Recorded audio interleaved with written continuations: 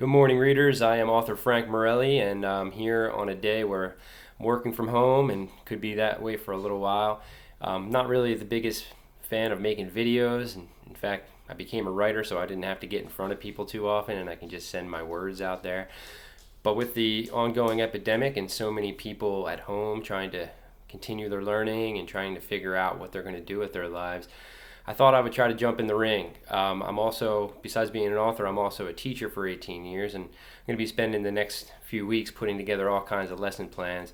So I figured that this YouTube channel, which I've had for about 5 years and have made roughly one video during that time, is going to start really ramping up, and I'm going to be sharing all kinds of things, from book talks to readings from my books. I might try to get some other authors on here as well, just have some conversations with them.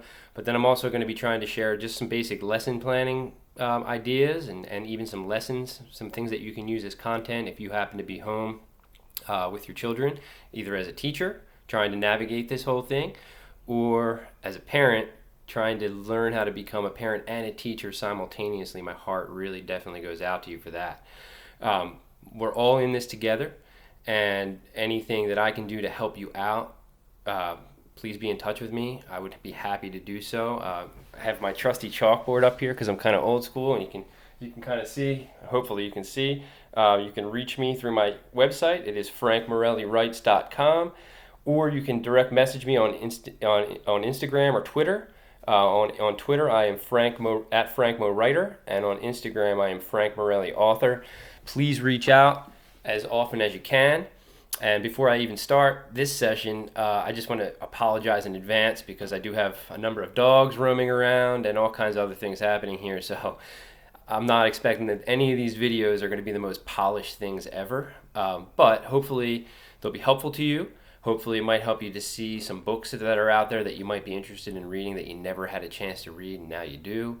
Or hopefully you can just use all the resources on this YouTube channel to help you educate people around you in any way possible, because this could take a while. We could be in this kind of lifestyle for a long time. And the thing that would break my heart the most would be that children would just have to stop their learning after having built up lots of different lessons over the course of the year. So today I'm going to start off with something simple, something that I've done a million times, and that is to kind of just give a book talk. The first couple of videos that I post here are all going to be just book talks about my books. I have 3 of them. 2 of them are currently out. Unfortunately, one of them comes out next week during this epidemic, which is making it a challenge for me. I'm going to talk all about those. Today I'm going to just talk about one of them, my debut novel, which is No Sad Songs. You can see it behind me. I also have a copy right here. No Sad Songs is a young adult novel. It is about a boy who is 18 years old. He's a high school senior. And early on in the novel, he loses his parents in a tragic accident, and then is left to deal with the job of being a youth caregiver, which basically is a person who takes care of an elder. Kind of matches what we're seeing here right now in our daily lives. But his elder is his grandfather, and his grandfather is in the latter stages of dementia. He actually has a disease known as Pick's disease. The story itself is based upon reality, or at least experience from my own life. When I was a teenager, about 14 years old, my own grandfather was diagnosed with Pick's disease, the same disease as the grandfather in No Sad Songs. And from that day on, everything in our lives changed. I wasn't exactly a youth caregiver. I wasn't the only primary caregiver that was involved in this situation. My parents were really his primary caregivers. And for about 7 years, I watched them take care of my grandfather, which started out as him kind of moving closer to where they live so that they can kind of be close to him and take care of him on a daily basis, which eventually turned into him pretty much living in our house, and then eventually, which was something that my father did not want to happen, but eventually him needing actual professional care and moving to a facility. And the whole entire experience to me was eye-opening. As a teenager, 14 years old, I didn't ever think that anybody could have a disease. I felt I was invincible myself. I can totally relate to how people are kind of feeling right now, adjusting to the whole coronavirus situation, as they start to realize that we're not invincible and that things happen and you have to figure out how you can get through them. Well, that's pretty much what this whole book is all about. It's about a boy who isn't really equipped to deal with this very adult situation, and figuring out medication schedules and how he's going to get his grandfather to the doctors, and how he's going to explain to him things that he has simply forgotten about daily life, while also just trying to keep his life moving in the right direction, being a high school student, trying to figure out where he wants to go to college, just all the normal things that you would expect a teenager to be dealing with. And the book itself is really a book about friendship. It's about understanding how the people around us are the most important people in our lives, because when situations befall us, which they are known to do in life, as we can see, the only way to get through them is by leaning on people around you. And one of the things that is really making me happy right now, as happy as I could be with the situation that we are in, is that for the first time in a long time, I'm noticing a lot of people really band together, regardless of their political strife, regardless of their background or their beliefs. Everybody's kind of just putting things aside and doing what needs to be done to get us through, and to make sure that we have the smallest loss of life possible and the smallest effect on our daily lives, which is awesome. I really hope that when we do get through all of this, because we're strong and we've been known to band together and get through things, I really hope that we remember the lessons that we learned during this.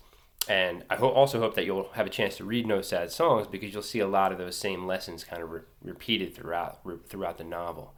One of the other things that motivated me, besides my own personal experience, to write this book, which, by the way, came out 2 years ago in 2018. So it's not a brand new book, but people are just kind of learning about it since it's an indie book. But one of the other motivations that I had was simply to raise awareness for two things. One being, the idea of Alzheimer's in general, because it really is a disease that is becoming and really is already being called an epidemic. The levels at which people are being diagnosed at this point, and as we go forward in the next 25 years, is astronomical. A slower version of what we're seeing play out right now, but still the same kind of issues. We're going to be at a situation within 20 years where we don't have enough caregivers to take care of people on a daily basis. And for any of you out there who has served as a caregiver, especially for somebody with Alzheimer's or dementia, you know that it really is something that takes over just about every aspect of your life, and really changes it during the time when you're a caregiver. People need lots of support. It affects economics. Really, it's kind of like a slower moving version of what we're seeing on a daily basis right now. And in fact, just to share some statistics with you, not that you want to continue hearing statistics on a daily basis, because I'm sure you're filled with them, but some of these are really important, because I think it'll kind of open your eyes as to how this is also a problem that we're facing ongoing. The Pew Research Institute statistics, they say that nearly 1.5 million child caregivers exist right now, and that's children between the ages of 8 and 18. Obviously, I know that 8-year-olds are not taking care of 70-year-olds who have dementia, but if they are in a household where somebody is acting as a caregiver, essentially they're caregivers too. Their lives also are going to be altered and changed and shaped, and they are going to play a role. So 1.5 million American child caregivers at this moment. And that means that there's over 906,000 households affected, almost 1 million households, and all the people in that household affected by this disease. More than 15% of all U.S. caregivers are between 18 and 24 years old. So, young adults are not very far off from this age group. So we have our child caregivers, 8 to 18, and we also have youth caregivers, 18 to 24. So you can see that between the ages of 8 and 24, lots of young people are being affected, and their lives are being kind of shaped at an important time in their lives by this disease. It is expected that nearly 2/3 of the entire U.S. population going forward will become a caregiver in some way, whether age-related or otherwise. Other diseases out there that require caregiving, such as cancer, people who are on home rest in some way, they need people to take care of them. But 2/3 of the entire U.S. population going forward, that's a massive number. That makes numbers that we're seeing during the course of this coronavirus seem like small, which is alarming. 22% of all high school dropouts leave school to care for a disabled loved one. Many of them are Alzheimer's patients, according to the Gates Foundation. And that's also an alarming statistic, especially as a teacher. I know that one of our objectives is to make sure that all students can get through school, can at least get their high school diploma, and have an opportunity, if they want, to be able to go on to higher education, or at least have the skills to work in another job. But 22%, that's a staggering. I'm no math major, but just kind of add that up. If there were 100 people, 22 of those people not making it through high school because of Alzheimer's disease and having to care for a loved one through no fault of their own. Experts call this disease now the silent epidemic, and the whole reason for that is because it's an epidemic, it's happening, but nobody's talking about it, unless you are in an Alzheimer's community, meaning you have either had Alzheimer's in your family or you've been a caregiver of some way. Then all of a sudden your eyes open up, and you're awake to this problem, which is one thing that happened to me, and a reason why I wanted to write this book, so that other people don't go down that same path of thinking, this isn't a problem, it can never affect me, and then one day you wake up and it does, and every single thing in your life is changed, and you have absolutely no plan for how you're gonna cope with it. So basically, I wanted to put this book out into the world and hopefully raise awareness for people, get people interested in the topic, but then also to just create a story that allows people who are currently, involved in a situation such as caregiving, or even if they're a youth caregiver, to kind of realize that they're not alone in this. It is a silent epidemic, but there's so many other people, doing the same thing as you. And the important part is that you're able to reach out and talk to those people. Since I put this book out there in the world and have toured and gone around and spoken at schools and at various book festivals and bookstores, there have been so many people. I was frankly surprised by this, but there have been so many people who have individually come up to me after I've spoken, kind of on the side, because as I know, and if you're a caregiver, this is not something that you usually want to put out there. It's not something that people are trumpeting to the world. But usually on the side, they will pull me aside and explain and tell me how much they're able to connect to this book, how much it made them feel like they're not alone, and how similar my experience, or the experience that I portrayed through the characters in this book, were like their own. And that made me feel like, no matter how many books I sell, no matter how much money I make off this, the main thing for me is that even a couple of people were able to come and tell me how much this book meant to them. So I really hope, whether you've been affected by Alzheimer's or dementia or not, that you'd be interested in going out there and reading this novel. Really kind of a fun book, which is kind of weird to say since it's about such a sad topic. It's called No Sad Songs. The word sad is literally in the title. But most of the book is built around humor, around being able to look at situations that arise when you are going through this situation, and being able to kind of, laugh some things off, because that's what my family and I learned through our experience, that without being able to laugh at some of the smaller, more interesting moments, it becomes dire and it becomes really depressing, and it makes it hard for everybody to get through. So a couple things that I wanted to do today, I just wanted to basically read a couple of sections, or at least one section from the book, just so you can kind of get a sampling of the writing style. I also wanted to read you an essay that I wrote that's not in the book and that has never been published, and that basically it's pretty hard for me to even read. I might cry during this video while I read it, because it outlines my experience when I was in college, 7 years after my grandfather had been diagnosed, but outlines my experience of my grandfather actually finally passing away, and how I reacted to that. So I'd like to read both of those, and I want to also try to, I know there's no audience here like there is at a typical book reading, but I want to try to anticipate some of the questions that I have been asked in the past, and try to answer those, kind of like a ghosted Q&A. So first thing I'll do here is just kind of read you a chapter, one of my favorite chapters in the book. One of the things about this book is that Gabe Lascuda, who's the main character, at the same time as taking care of his grandfather, going to school, he's also, a student. And one of the things that he's working on in his English class is an essay project, in which his assignment is to read poetry, modern poetry, and be able to kind of connect those things to moments in his life, and then basically be able to write personal essays that include those poems and experiences in them.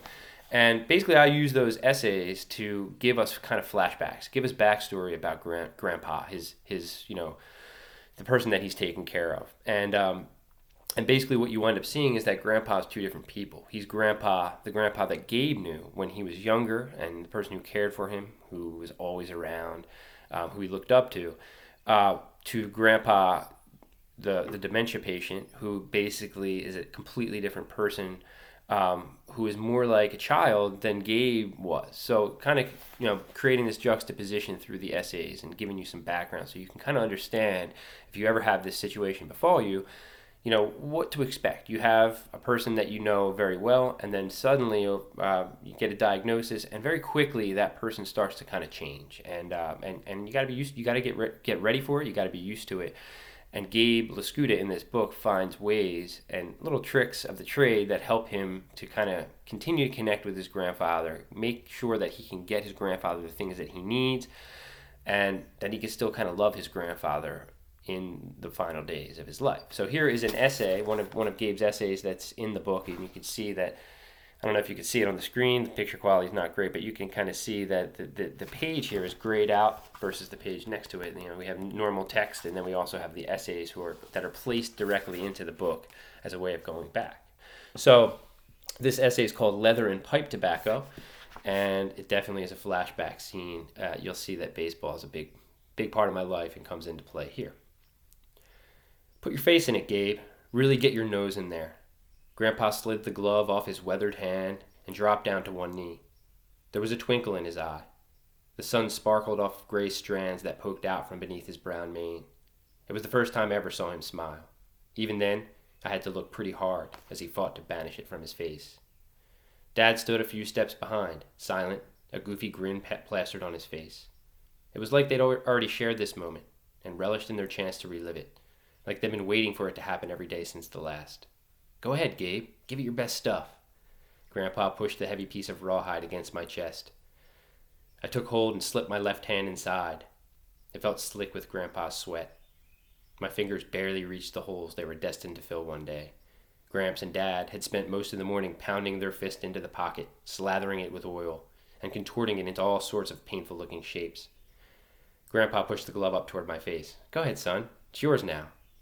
I inhaled, and my lungs were filled with the rich scent of tanned leather, the defining moment that lures a youngster to the game from the very first time his hand reaches inside a mitt. My eyes bulged, and my mouth puckered into a tiny 3-year-old O. There it is, Dad. You see that? Gramps and Dad burst out into proud and joyous laughter. Then they pulled their gloves, cracked and scuffed by decades of use, out from the backs of their waistbands. They slipped them on, pounded the pockets a few times with clenched fists. Watch and learn, Gabe, Grandpa said as he flipped the sidearm toss over to Dad, who squeezed it in the pocket and covered it up with his throwing hand. Always use 2 hands. Your father learned that lesson a few times. Dad shook his head and kept throwing. Grandpa knelt down and put his hands on my shoulders. He jostled me around a bit until I was in the right position, and then he took a few steps and held the ball out in front of his chest. You ready? I didn't know what to say, so I just nodded and held my glove in front of my face. My eyes barely peeked over the webbing. Here goes. Grandpa wound back and tossed the ball. The top half caught the sun and gleamed in white. The bottom half was the dark side of the moon. The laces flipped and twirled, and I fought hard to keep myself from jumping out of the way and disappointing Grandpa. Then I felt leather make contact with leather. The weight gathered in the pocket. There was a soft snap as my bare hand clamped over the front of the glove. Would you look at that? My grandson's a natural. The next Willie Mays, Dad said. The next Willie Mays. I often think about moments like these, the ones that feel so light and carefree at the time, but that carry with them much heavier insights. It's only in the future, after time has beaten the ever-loving crap out of you, that you realize what was actually taking place on a day like that. And it reminds me of one of Robert Frost's most famous poems, which also happens to appear in one of my favorite books of all time, The Outsiders. I may have read S.E. Hinton's most popular book way back in middle school, but I will never forget the sage insight Johnny Cade gives Ponyboy through Frost's words. They still ring in my ears. Nature's first green is gold, her hardest hue to hold, her early leaves a flower, but only so an hour. Then leaf subsides to leaf, so Eden sank to grief. So dawn goes down to day, nothing gold can stay. When the ball popped my mitt that day, so many years ago, when I can barely see over the shoulders of a cricket, and I squeezed it before it flipped lifelessly to the grass, I had held on to more than just the ball. I had held that gold in my hand, the hardest hue, and Gramps and Dad recognized it immediately, for they had once held the same hue in their own hands. Their appreciation for the gift that had been mysteriously stolen from them, their youth, was the catalyst for all the smiles and laughter these two produced in my honor. But for them, that first youthful hue was far behind them, just a distant blip that wouldn't even register on a satellite image. For them, dawn had sorry about that. For them, dawn had long ago gone down today, and the only gold they see again would exist within the DNA they had passed along to me. These days, I'm not even sure I possess the hue anymore. I'm 18 years old, and for me, the light is already starting to fade. But I'm lucky. For Gramps and for Dad, men whose youth and energy once injected jolts of electricity into anything new they touched, the flame has already been extinguished, and nothing they, or I, or even God could do would ever change that fact. So that's just one of the essays in the book, and you can see baseball plays a major part in it. And, you'll see that baseball plays a pretty major part in the book. Not necessarily that Gabe wants to become a professional baseball player, but the idea of baseball in the United States, to me, is important. And I think for a lot of people out there, when they have relationships with family members, no matter what goes on, one thing that can always connect them is the game of baseball or national pastime. It transcends, age groups. It connects people from young to old. And the game doesn't change that much. It stays the same, and we all have similar experiences. And that's important.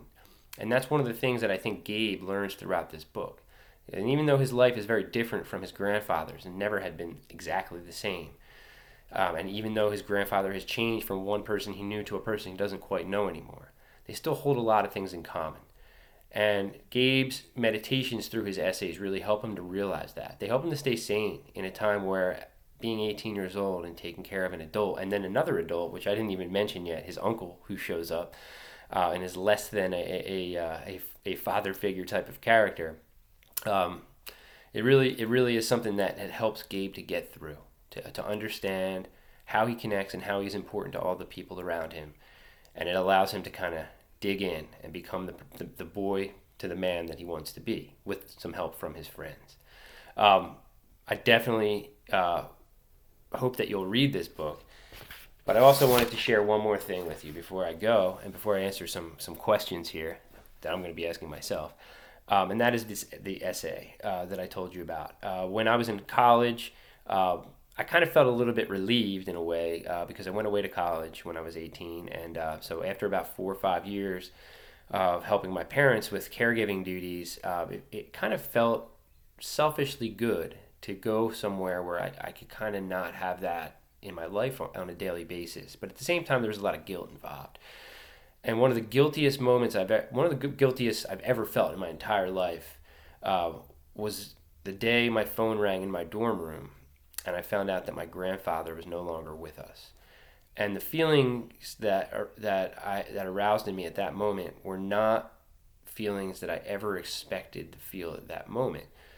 And it kind of stuck with me for a long, long time. I always remembered that moment.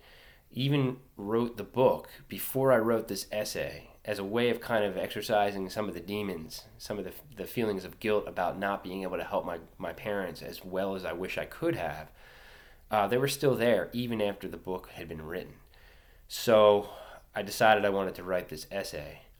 And this essay really kind of did the trick for me. It's 900 words, and sometimes I realized that maybe if I just wrote this essay, I could have saved all this time in writing the book.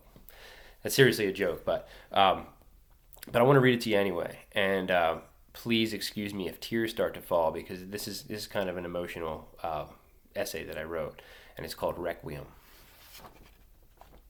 You can see that it's on a piece of paper, never been published. When we finally lost him, there was no pouring out of eyes like when my brother called me in my dorm room and blurted out, "Sparky got hit by a car," before even saying hello. When we lost him, I didn't buckle against the wall I feel the sharp edges of dry cinder blocks scratch the length of my back, like when I got the phone call in my classroom that said she'd been in an accident and she was gone, and she'd never sit across from me in her desk chair combo and listen to me drone on about nouns and verbs and figurative language.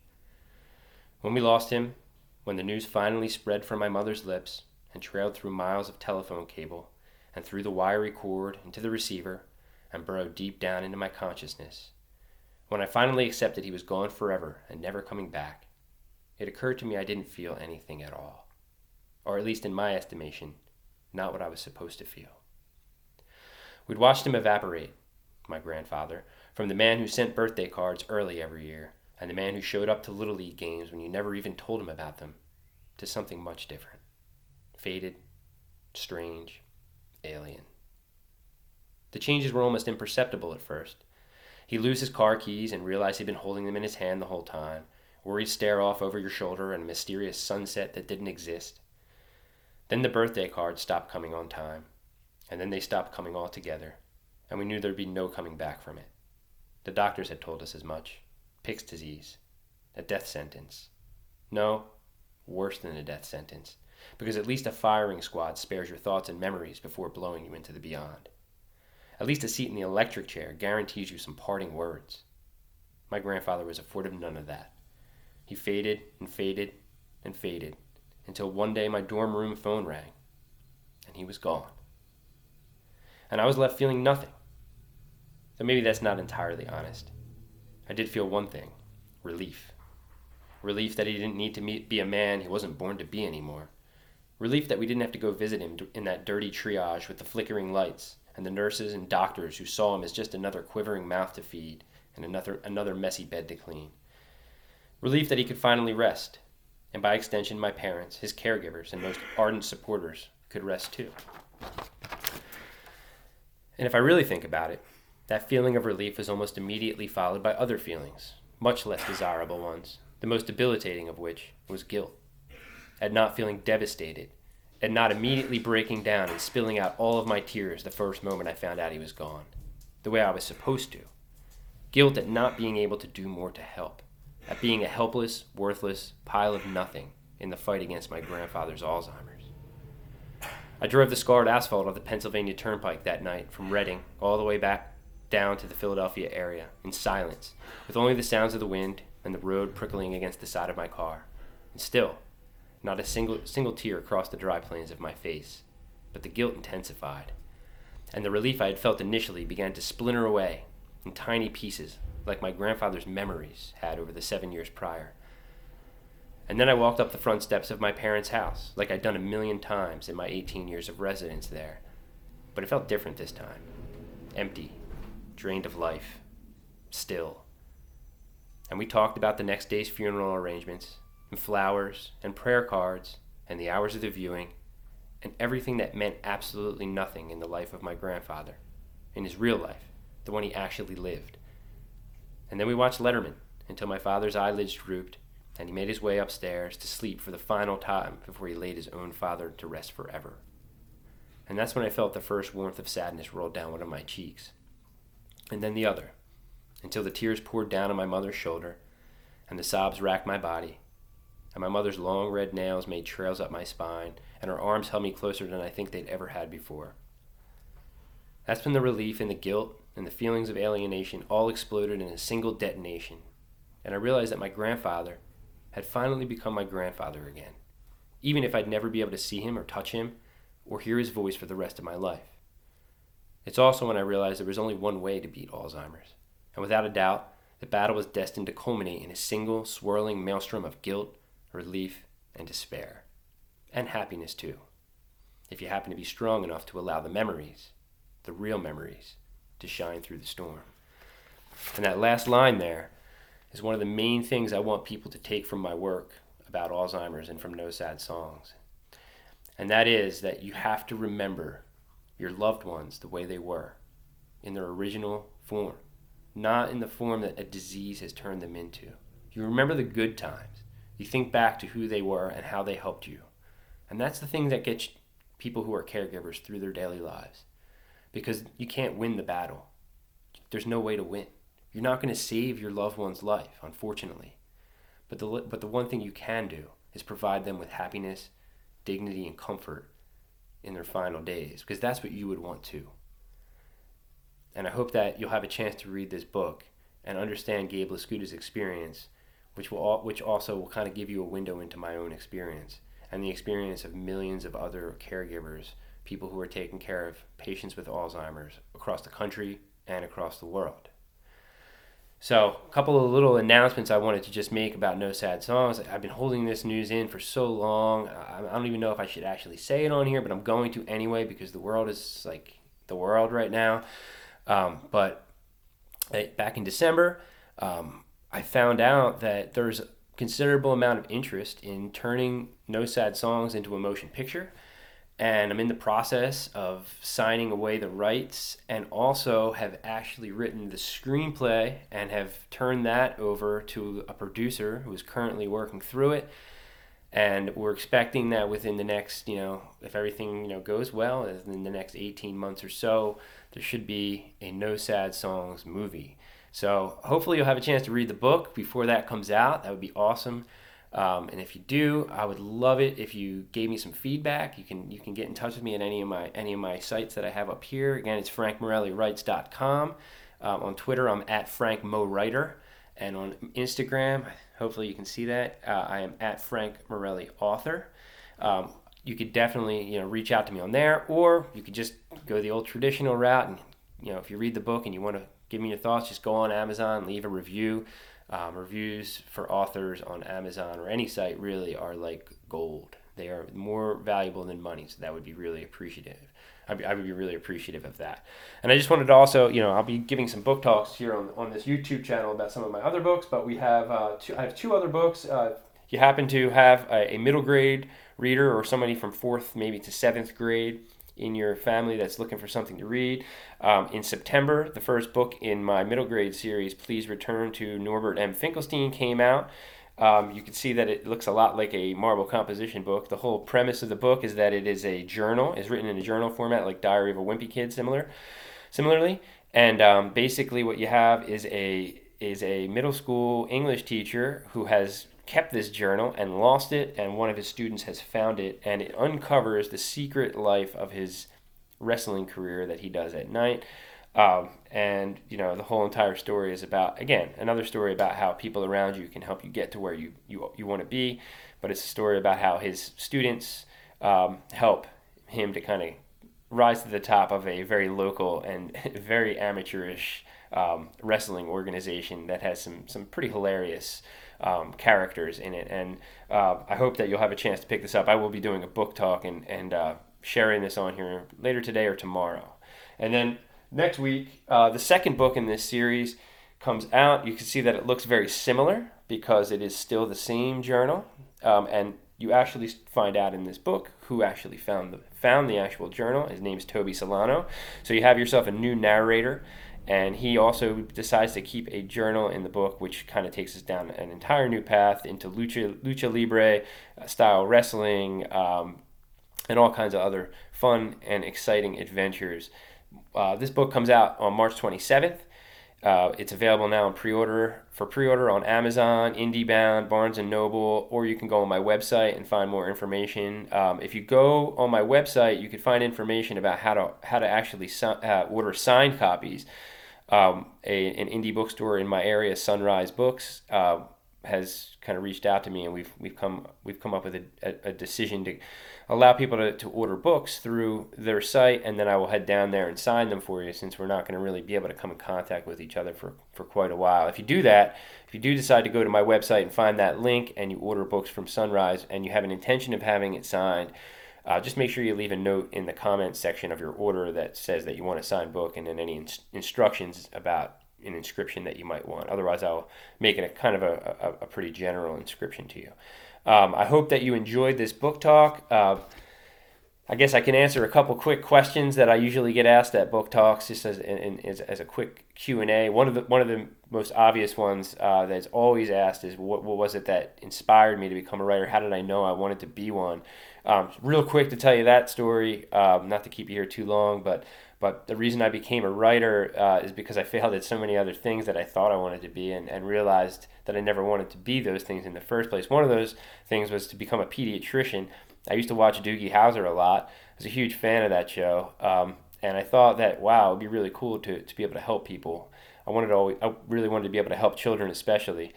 And I did go to college as a pre-med major and lasted all of one semester before before I realized that I was one of the weeds that they're trying to weed out of the system. And, at that point I was lost a little bit, didn't know what I wanted to do. And I fell back on something that I'd always enjoyed doing, which was reading and writing. I got into journalism, and that really helped me to hone my craft. But then I realized at the end of the day, my favorite thing to do is tell stories. And I started writing fiction, and I've been writing fiction for about 20 years. I have a lot of, I started out by writing short stories and essays, had many of them published in literary magazines and journals. And from there, I decided I wanted to move on to long form, and decided to go back and get my Master's of Fine Arts in creative writing. And basically, No Sad Songs was the start of that. Literally the first class I ever took, and it was kind of a throwaway class. I never intended to become a young adult author or middle grade author. I kind of thought I always envisioned myself writing for adults. But the first class I took, and I only took it because I joined the program late, and that was the only class available, was writing for young adults. And the first assignment was to write a chapter of what you would, if you were going to write a young adult book, what would the first chapter be like if it was about something that you knew well. And, I started writing about my grandfather's experience. It morphed into Gabes Essays, and the first chapter of this book was literally the assignment that I handed in the first week of my first class for my MFA, and it just grew from there. It wound up becoming my thesis project. And I mean, I spent like a couple years workshopping all the chapters in there, and it just made me realize how much I should have been writing for young adults, first of all, from the beginning, since I do teach middle schoolers and high schoolers for the past 18 years.